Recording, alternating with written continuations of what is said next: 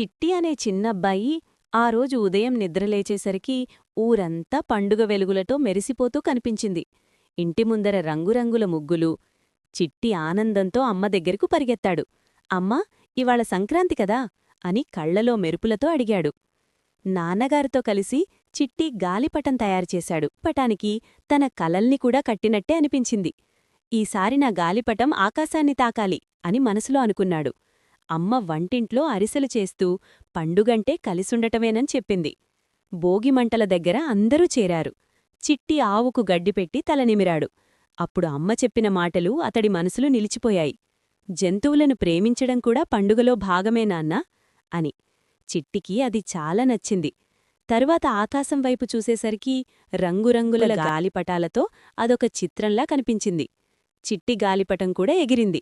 కాని ఒక్కసారిగా తాడు తెగి దూరంగా వెళ్ళిపోయింది. కాస్త బాధపడ్డాడు చిట్టి. కాని వెంటనే తన గాలిపటం పక్కింటి చిన్నారికి దొరికిందని తెలిసింది. చిట్టి ఒక్క క్షణం కూడా ఆలోచించకుండా నవ్వుతూ చెప్పాడు, ఇది నీకే, హ్యాపీ సంక్రాంతి. ఆ చిన్నారి ముఖంలో వచ్చిన ఆనందం చూసి చిట్టి మనసు మరింత సంతోషంతో నిండిపోయింది. ఆకాశం వైపు చూస్తూ చిట్టి నవ్వాడు.